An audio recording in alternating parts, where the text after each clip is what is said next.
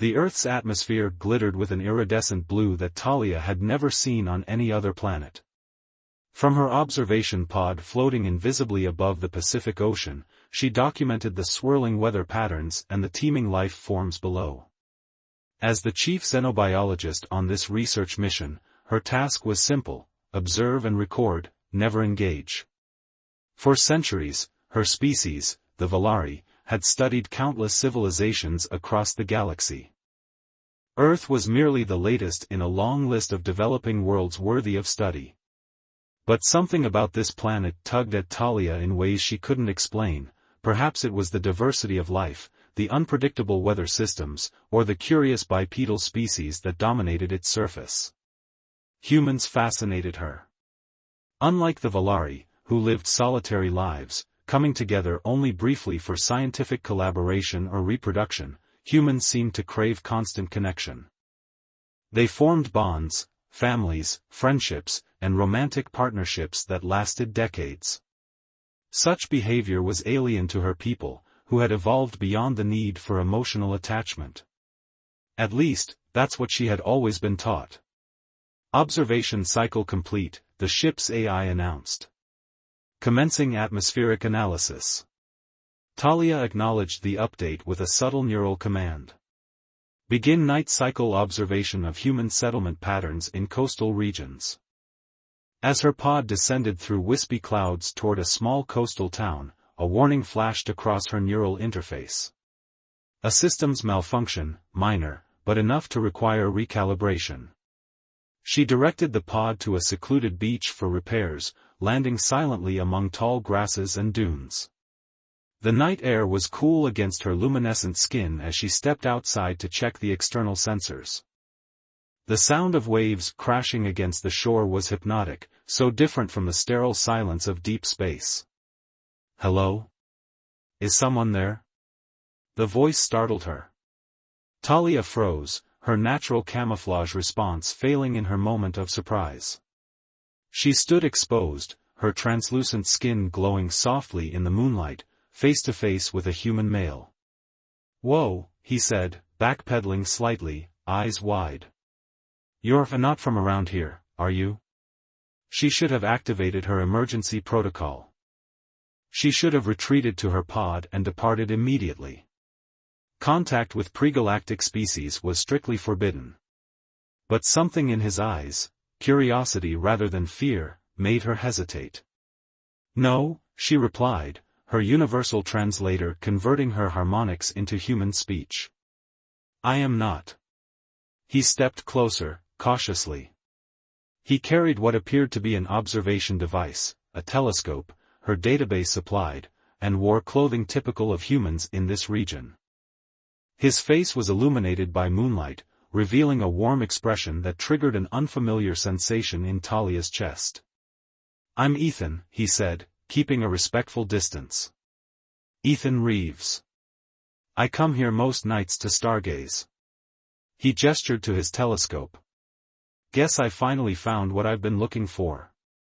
"You are not afraid," Talia observed, studying his physiological responses.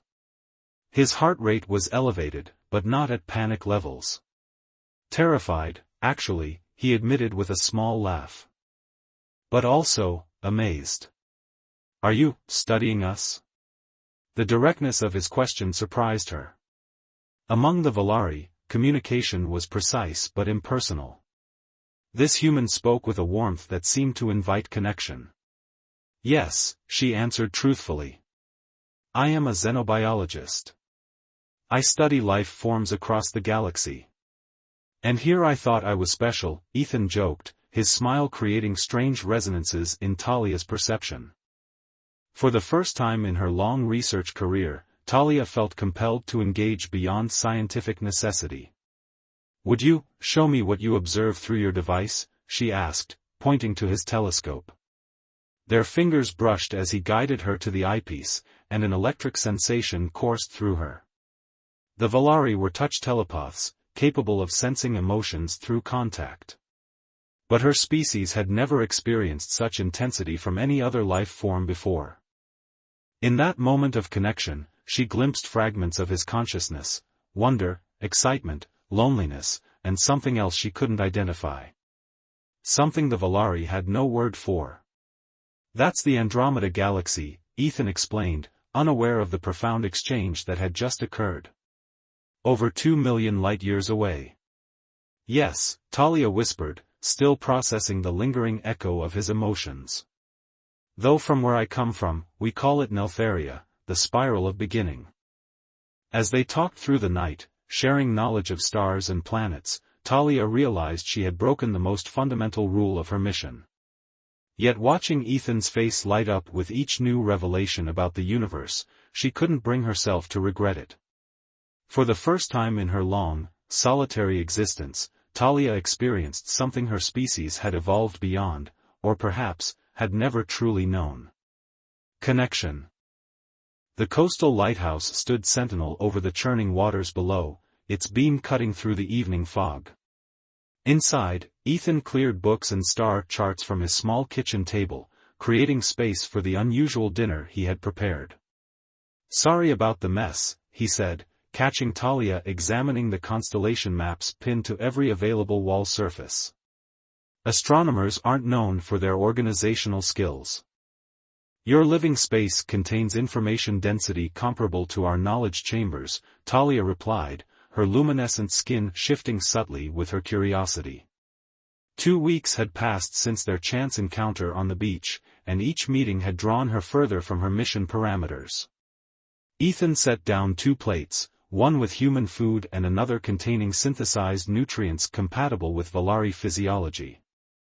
He had insisted on this cultural exchange, as he called it, despite Talia's explanation that her species rarely gathered for communal consumption. "So, Valari don't eat together?" Ethan asked, sitting across from her. "Ever? Nutritional absorption is considered a utilitarian function," Talia explained, carefully mimicking his posture. "We do it in private, efficiently." "Like using the bathroom," Ethan grinned, then blushed at her confused expression. "Never mind. Human joke." Talia's research had taught her that human humor often contained cultural significance. "I would like to understand your joke," she said earnestly. Ethan's expression softened. "That's what I find fascinating about you, Talia.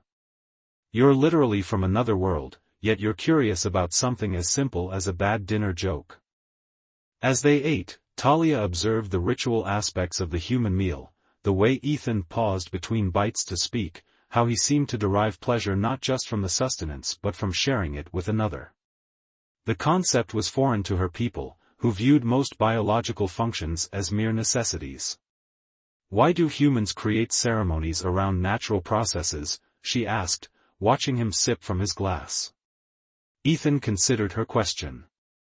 "I guess because being alive is more than just surviving.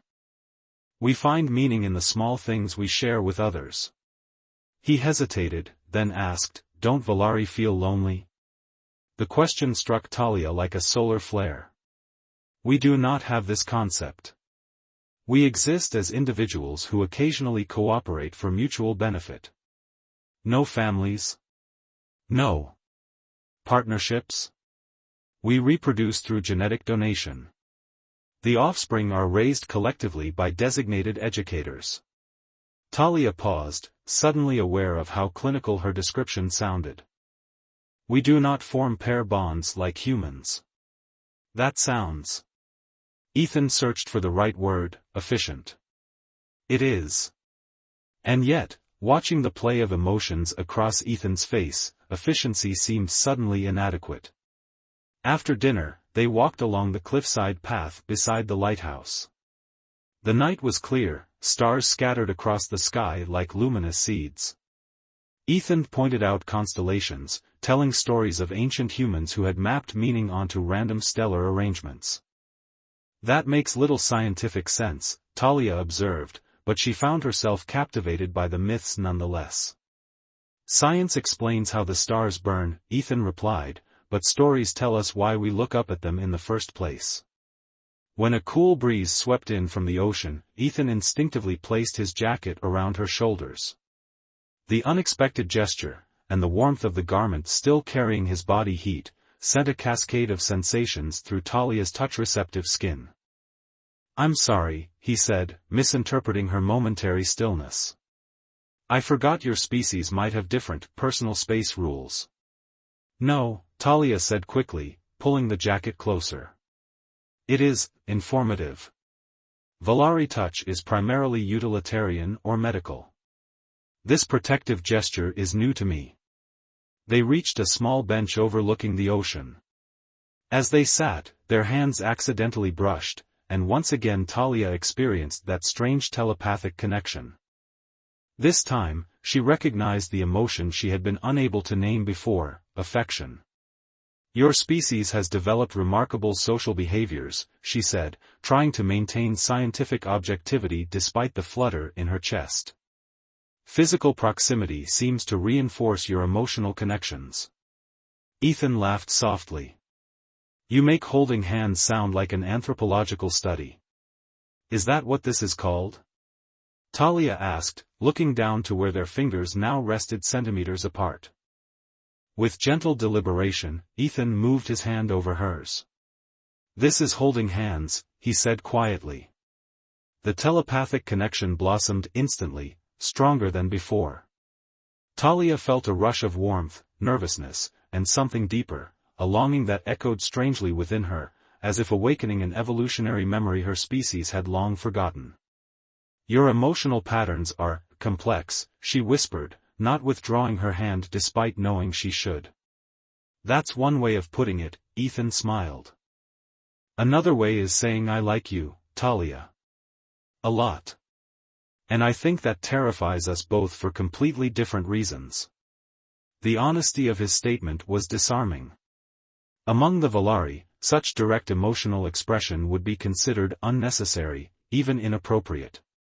Yet here, under alien stars with her hand in his, efficiency and protocol seemed distant concerns. "I have never experienced this form of connection," Talia admitted. "It conflicts with everything I understand about my species. We evolved beyond emotional attachment thousands of years ago." "Or maybe," Ethan suggested gently, "you were taught to believe that." As the lighthouse beam swept over them in rhythmic intervals, Talia found herself questioning centuries of Valari evolutionary theory. What if her people's solitary existence wasn't inevitable progress but a cultural choice maintained over generations? What if there were other ways to be?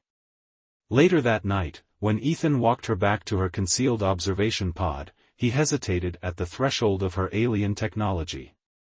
"Same time tomorrow?" he asked, hope evident in his voice. Looking at him, this human who had upended her understanding of connection in just 2 weeks, Talia made a decision that would alter the course of her mission and perhaps her species' understanding of themselves. "Yes," she said simply. "I would like that." As his silhouette disappeared down the path toward the lighthouse, Talia felt something unprecedented, anticipation not for scientific discovery, but for connection itself. Her research parameters now seemed secondary to understanding the strange new sensation blossoming within her, a sensation her people had no name for, but humans called longing. The crisp autumn air carried the scent of sea salt and decaying leaves as Talia walked alongside Ethan through the small coastal town. After 2 months of clandestine meetings, he had convinced her to venture beyond the isolated beach and lighthouse. Her appearance had been modified with a holoprojector that gave her the semblance of human features, though nothing could completely mask the ethereal grace with which she moved. "Remember, you're Dr. Talia Star, visiting astronomer from the Helsinki Observatory," Ethan whispered as they approached the local diner. "This deception is unnecessary," Talia replied, adjusting to the strange sensation of appearing human. "I could simply remain in my natural form and—" "'Cause a global panic?" Ethan finished with a gentle smile. "One step at a time. I'd like to take you on a proper date before you trigger first contact protocols." The concept of a date had required extensive explanation. Among the Valari, social rituals designed to foster romantic connection didn't exist. Partnerships, when formed at all, were practical arrangements based on compatible research interests or genetic diversity. Inside the diner, Talia observed the human couples occupying booths, their unconscious mirroring of postures, the subtle touches, the shared laughter.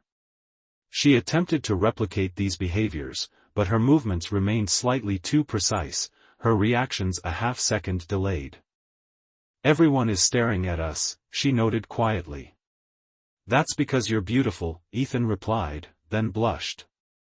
"And because you're currently stirring your coffee with your fork." As they settled into conversation, Talia became aware of a notification pulsing through her neural interface, a message from the Valari High Council. Her absence from regular reporting had been noted. Questions were being asked. Recalling protocols were being initiated. "Is everything okay?" Ethan asked, noticing her sudden stillness. "My superiors are questioning my extended study of this region," she explained, the weight of her situation becoming clear. "I have neglected my duties." Ethan's expression fell. "Will you have to leave?"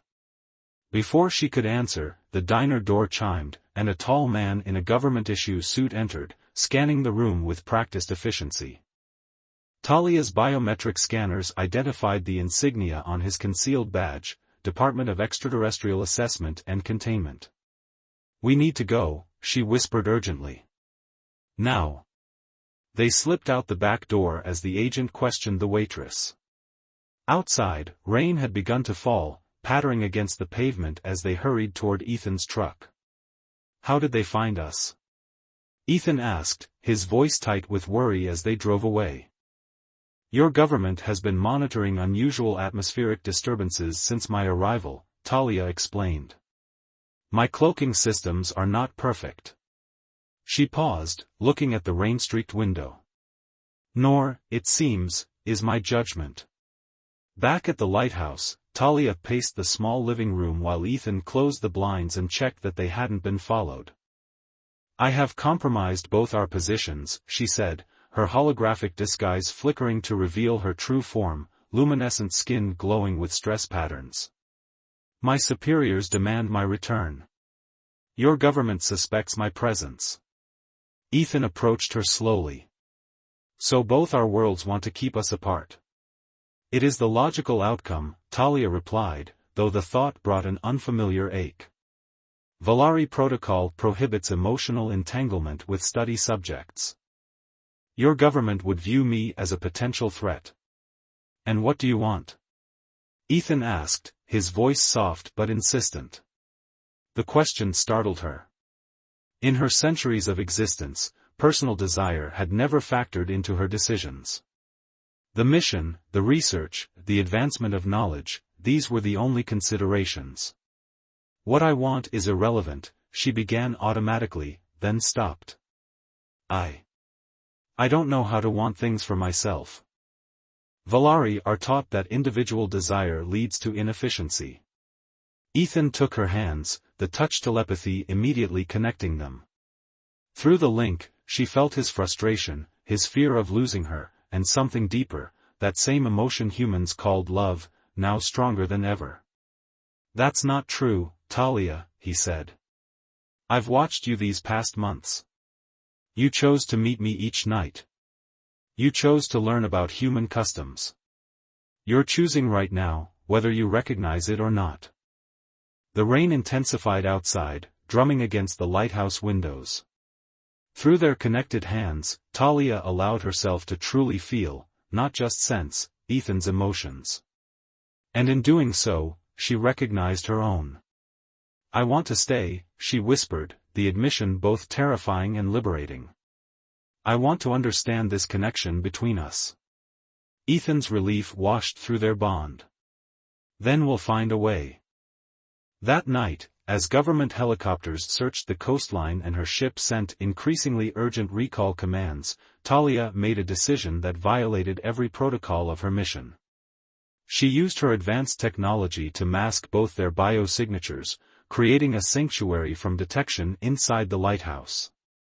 As they sat beside the window watching lightning split the sky, Talia leaned slowly against Ethan's shoulder, an intentional gesture of affection she had observed among humans. The warmth of their contact spread through her, not just physically but emotionally, the telepathic bond deepening. My people believe that evolution is linear, she said quietly. That our solitary existence represents advancement beyond primitive emotional bonding. She looked up at him. But what if we were wrong? What if we lost something essential in our pursuit of efficiency? Ethan brushed a strand of luminescent hair from her face, his touch sending cascades of connection through her neural pathways. Maybe that's why the universe brought us together. To remind both our species what we've forgotten. In the safety of their temporary sanctuary, with both their worlds searching for them, Talia experienced an emotion her species had deemed obsolete generations ago: hope. Hope that perhaps there was more than one path to evolution. More than one way to exist among the stars. Tomorrow I must contact my ship, she said. But tonight I want to learn more about human connection. When Ethan leaned down to press his lips gently against hers in what humans called a kiss, Talia understood for the first time why her species' touch telepathy had never fully atrophied despite centuries of solitary existence.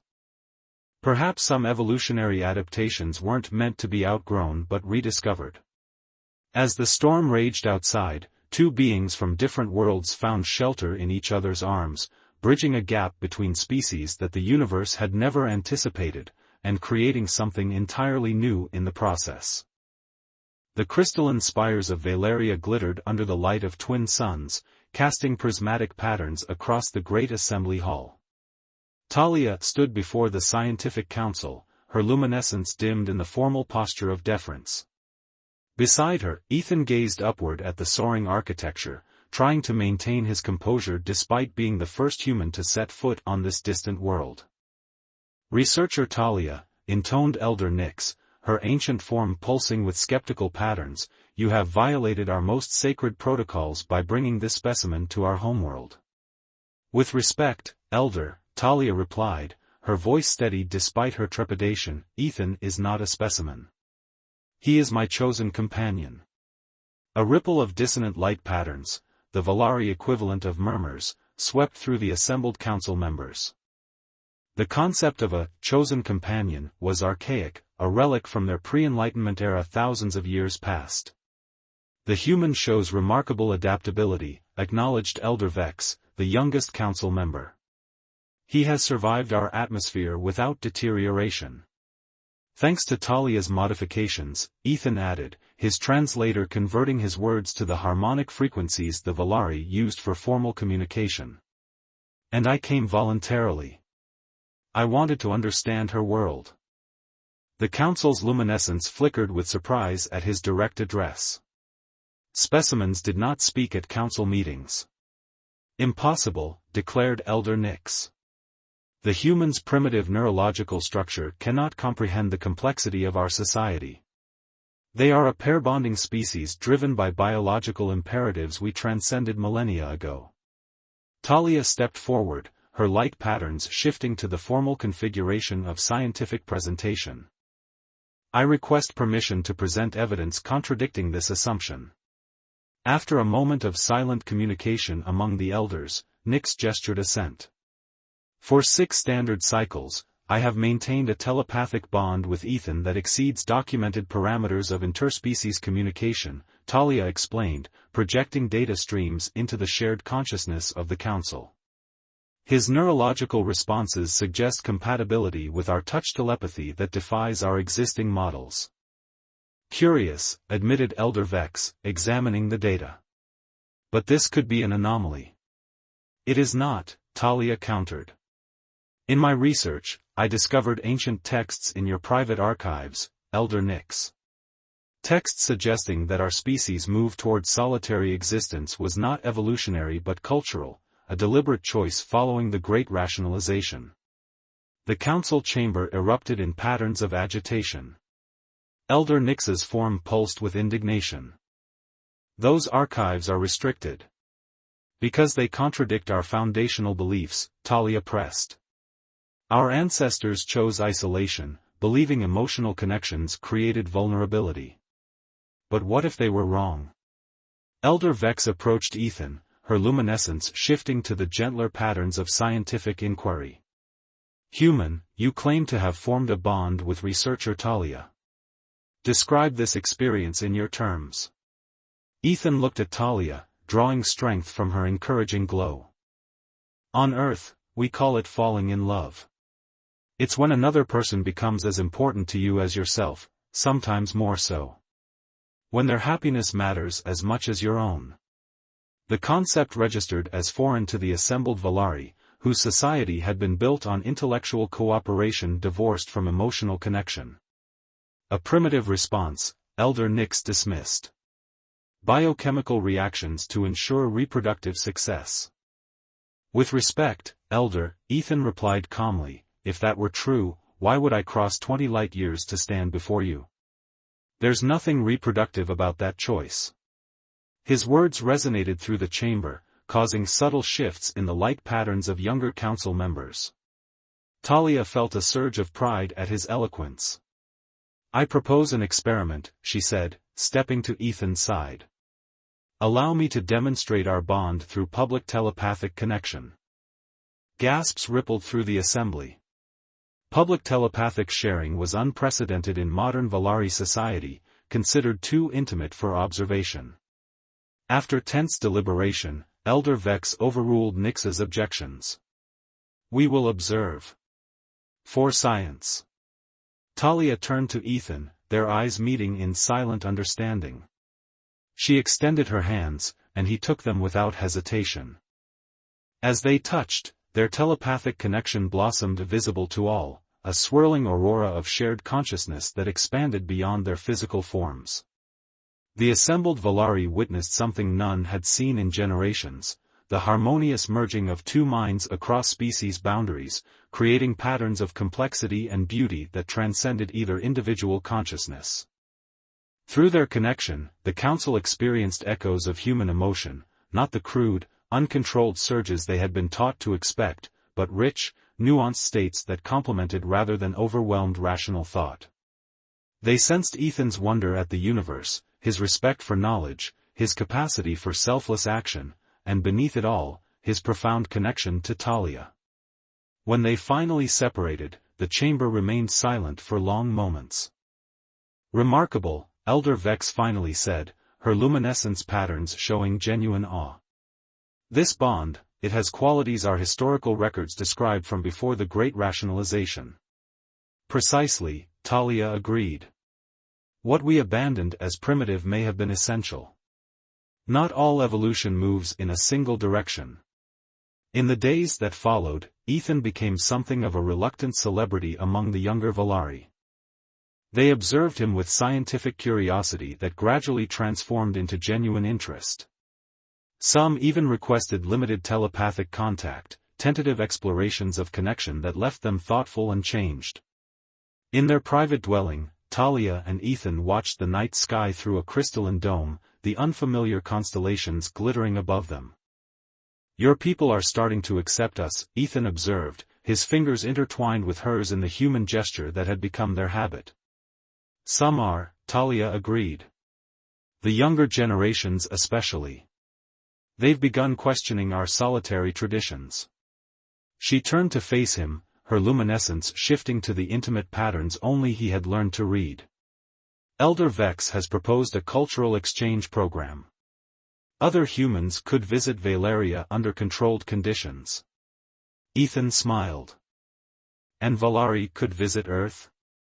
That might be complicated. All meaningful things are, she replied, leaning against him. Through their touch, she shared her contentment, her hope, and the emotion she had finally embraced, love. As they gazed at the stars, Talia realized they had created something unprecedented, a bridge between species that could forever change both their worlds. Their connection had revealed possibilities neither civilization had imagined, awakening long-dormant capacities in her people and expanding human understanding of consciousness itself. What happens now? Ethan asked softly. Talia's luminescence brightened with determination. Now we build something new, she said. Something neither of our worlds has seen before. Above them, the twin moons of Valeria aligned in a rare celestial event, casting doubled light across the crystalline landscape, a fitting symbol for two beings from different worlds, now aligned in perfect harmony. The observation platform at the edge of Valeria's crystal sea offered a panoramic view of three setting suns, their light fracturing through atmospheric prisms to create cascades of color. 1 Earth year had passed since Talia first brought Ethan to her homeworld, a year of diplomatic negotiations, cultural exchanges, and unprecedented change for both their species. Talia found Ethan there, gazing at the horizon, his silhouette outlined by dying light. The neural modifications she had developed allowed him to survive in Valeria's atmosphere without protection, though the process had been difficult and, at times, dangerous. "The Council has reached their decision," she said quietly, joining him at the railing. Ethan turned, his expression a mixture of hope and resignation. During their year together, he had learned to read her luminescent patterns almost as well as she could read his facial expressions. "And? The Diplomatic Corps has approved a permanent human embassy on Valeria," Talia said, her glow rippling with cautious optimism. "A significant step. But not what we asked for," Ethan concluded, understanding the unspoken portion of her news. Talia's luminescence dimmed slightly. "No. The Council maintains that permanent interspecies pair bonding remains unprecedented. They require more research before sanctioning official recognition of our union." They stood in silence, watching as the final sun dipped below the horizon. Their relationship had catalyzed a cultural revolution among the Valari, particularly the younger generations who had begun experimenting with emotional connections long abandoned by their ancestors. Yet institutional change moved slowly, even on a world of scientists and philosophers. "Earth isn't much better," Ethan admitted. "The provisional agreement allows Valari researchers on our planet, but under strict supervision. They're still afraid." "Fear is a natural response to the unknown," Talia replied, her hand finding his in the gathering twilight. Through their touch, their emotions mingled, frustration, disappointment, but also unwavering commitment to each other. "I received a transmission from the Greenwich Observatory today," Ethan said after a moment.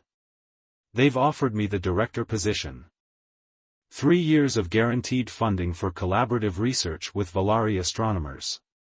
Talia felt a complex wave of emotions from him, pride in the recognition, excitement about the research, but also conflict.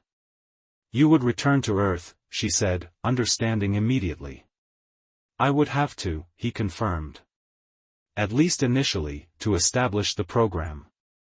The implications hung between them. Their year on Valeria had been possible because Ethan had taken an extended leave of absence, his presence tolerated by the Council as part of Talia's ongoing research. A more permanent arrangement had yet to be determined. "And you?" Ethan asked. "The Xenobiology Institute offered you that research position." "Leading a team studying human emotional patterns," Talia nodded. "Here on Valeria."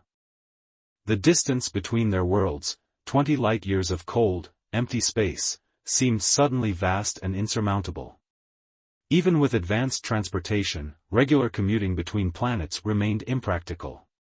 As darkness fell, the bioluminescent flora of the crystal sea began to glow, mirroring the emerging stars above. The beauty would have once been merely an interesting scientific phenomenon to Talia. Now, sharing it with Ethan, it held meaning beyond data points. "Remember when we first met?" Ethan asked, his voice gentle in the growing darkness. "You told me the Valari had evolved beyond emotional attachment." "I was wrong," Talia admitted. "We hadn't evolved beyond it, we had forgotten it. There's a difference." Ethan turned to face her fully, the starlight reflecting in his eyes. "So what do we do now? One of us gives up their world for the other?" Through their telepathic connection, Talia sensed his conflict mirroring her own. Neither wished to deprive the other of their home, their work, their purpose. Yet the thought of separation created a hollow ache that defied rational analysis. Perhaps, Talia said slowly, an idea forming, there is a third option. She guided him toward the edge of the platform where her research vessel was docked, the same ship that had brought her to Earth a year ago. Its sleek, crystalline hull gleamed under the starlight. The diplomatic corps has commissioned a deep space research station at the midpoint between our worlds, she explained. A neutral territory for cultural and scientific exchange. Understanding dawned in Ethan's eyes. A place that belongs to neither world, and both. They need co-directors, Talia continued, her luminescence brightening with excitement. One human, one Valari. The station would rotate between our star systems, spending half its cycle near Earth, half near Valeria. A mobile embassy, Ethan marveled. Always between worlds. Like us, Talia said softly. That night, as twin moons rose over the crystal sea, they drafted their joint proposal to both governments. The Interstellar Cultural Exchange Station would serve as a bridge between civilizations, a floating embassy and research center that would bring the best minds of both species together. 3 months later, they stood in the observation dome of the newly commissioned station as it prepared for its maiden voyage. A small delegation from each world had gathered for the launching ceremony, Elder Vex representing the Valari Council, and a team of human scientists and diplomats from Earth. This station represents more than a diplomatic mission, Elder Vex announced, her luminescence formal yet warm. It embodies a new understanding between our species, one that challenges our assumptions about evolution itself. The human ambassador nodded in agreement. 2 years ago, we didn't know we weren't alone in the universe. Today, we launch humanity's first interstellar embassy. As the dignitaries continued their speeches, Talia and Ethan slipped away to the private quarters they would share as the station's co-directors. The room combined elements of both their worlds, crystalline Valari technology alongside human furnishings, a physical manifestation of their union. Do you think it will work? Ethan asked, looking out at the stars that would soon streak into the blur of hyperspace. This station, our mission? Talia took his hands, initiating the telepathic connection that had become as essential as breathing. Through their bond, she shared not just her thoughts but the depth of her commitment. I believe we have already succeeded, she said. We've created something neither of our species imagined was possible. As the station's engines hummed to life, preparing to carry them into the void between worlds, Talia and Ethan stood at the threshold of an unprecedented journey. They were explorers not just of space, but of the possibility that love could transcend the boundaries of evolution, biology, and the vast distances between stars. Outside the viewport, the first stars began to elongate as the ship accelerated. Among them, Earth's sun and the twin stars of Valeria were visible, 2 points of light that would guide their journey through the cosmos. No longer bound solely to either world, they had become something new together. A constellation of two, charting a course through uncharted territory, their love a beacon for others who might someday follow. Every journey begins with a single step, Ethan said, quoting an ancient human proverb. Talia smiled, adding the Valari equivalent, and continues with a million choices. As the ship made the transition to hyperspace, their two worlds faded temporarily from view, but the light of their shared future burned brighter than any star.